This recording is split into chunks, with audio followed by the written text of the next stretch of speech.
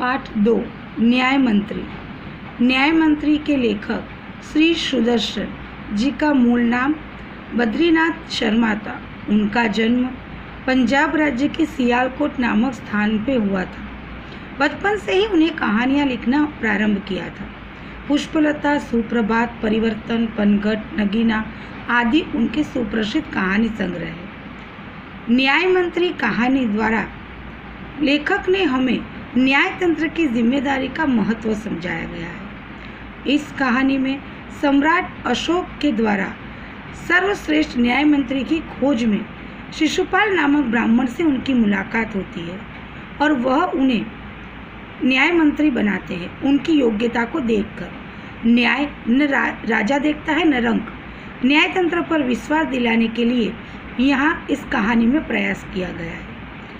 संध्या का समय था, चारों ओर अंधकार फैल चुका था। ऐसे में किसी ने बाहर से घर का दरवाजा खटखटाया। सांजनो समय હતો, ચારે બાજુ અંધારું ફેલી ચૂક્યું હતું। એવામાં કોઈએ બહારથી બારણા પર અવાજ કર્યો। कौन है? ब्राह्मण शिशुपाल ने थोड़ा सा दरवाजा खोलते हुए पूछा। शिशुपाल दर में ब्राह्मण હતો। તેણે થોડોક દરવાજો ખોલીને પૂછ્યું કે કોણ છે? એક પરદેશી બહાર से आवाज आई। બહારથી અવાજ આવ્યો कि एक परदेसी છું। क्या मुझे रात काटने के लिए स्थान मिल जाएगा?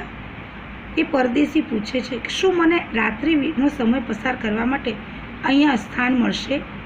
जैसे ही शिशुपाल ने पूरा दरवाज़ा खोला, उनके सामने एक नवयुवक खड़ा था। જેવો જ शिशुपाले पूરું बाणું खोल्યું तो एनी सामे एक नवयुवक ઊભો હતો। उन्होंने मुस्कुराकर कहा, यह मेरा सौभाग्य है। अतिथि के चरणों से यह घर पवित्र हो जाएगा। आइए पधारिए। शिशुपाले એ યુવકને સ્મિત સાથે એનો આવકાર કર્યો અને કહ્યું કે આ તો મારું સૌભાગ્ય છે।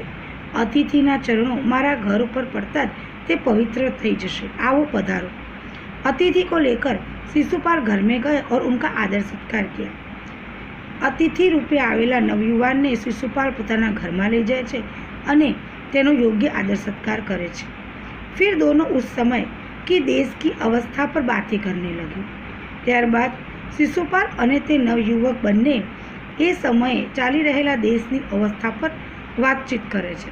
शिशुपाल ने कहा, आजकल बड़ा अन्याय चल रहा है। शिशुपाले કહ્યું કે આજકાલ આપણા દેશમાં ખૂબ જ અન્યાય ચાલી રહ્યો છે। પરંતુ પરદેશી इस बात से सहमत નથી।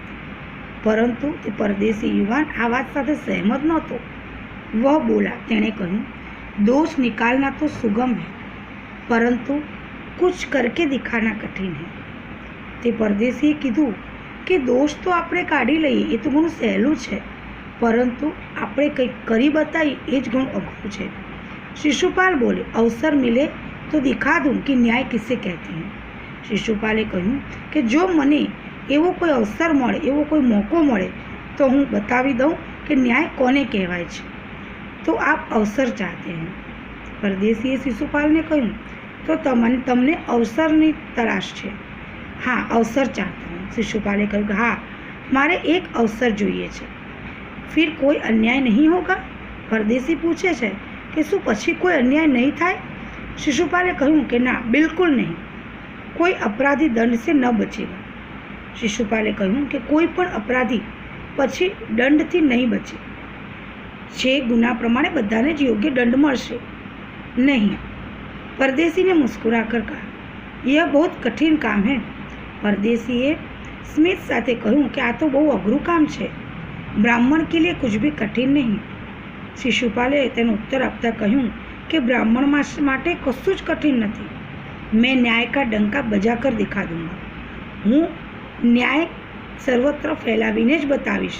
न्याय शू छे ए हूँ बतावीश। परदेशी धीरे से मुस्कुराए पर कुछ न बोले। फिर कुछ देर बाद वे सो गए। परदेशी धीमेથી હસ્યા પણ કશું બોલ્યા નહીં અને થોડાક સમય પછી તે સૂઈ ગયા। सुबह उठकर परदेशी ने शिशुपाल को धन्यवाद देकर उनसे विदा ली। सवारे उठीने परदेशीए शिशुपालનો આભાર માન્યો અને તેઓ ત્યાંથી જતા રહ્યા। कुछ दिनों बाद शिशुपाल के घर कुछ सिपाही आए और उन्हें दरबार में चलने के लिए कहा। थोड़ा दिवसों પછી શિશુપાલના ઘરે થોડાક સિપાહીઓ આવ્યા અને તેમને દરબારમાં આવવા માટે કહ્યું. શિશુપાલ સહેમ ગયા. શિશુપાલ થોડા ગભરાઈ ગયા. તે સમજ નહીં શકે કે सम्राट ने उन्हें क्यों बुलाया है. એમને ખબર ન પડી કે सम्राटे એમને શા માટે બોલાવ્યા હશે. कहीं उस परदेसी ने तो सम्राट से झूठी सच्ची शिकायत नहीं कर दी. શિશુપાલને થયું કે એ રાત્રે જે પરદેશી આવ્યો હતો કે એણે તો મારી કોઈ સાચી ખોટી ફરિયાદ તો નથી કરી ને. दरबार में पहुंचकर शिशुपाल का कलेजा धड़कने लगा. दरबार में पहुंचा पछी शिशुपालना धबकारा वधी गया जब उन्होंने देखा कि परदेसी ही सम्राट अशोक है. कि रात्रे आवेलो ए परदेसी ज बीजू कोई नहीं पण सम्राट अशोक पोते ज छे. सम्राट बोले, ब्राह्मण देवता, मैं आपको न्याय का अवसर देना चाहता हूँ, आप तैयार हैं? सम्राट अशोके કહ્યું કે હે બ્રાહ્મણ દેવતા, હું આપને ન્યાય માટેનો અવસર આપવા માગું છું. શું તમે તૈયાર છો? પહેલાં તો શિશુપાલ ગભરાઈ ગયા. फिर बोले, પછી કહ્યું, यदि सम्राट की यही इच्छा है तो मैं तैयार हूँ. शिशुपाले કહ્યું કે જો सम्राटની પણ આ જ ઈચ્છા છે તો હું તૈયાર છું.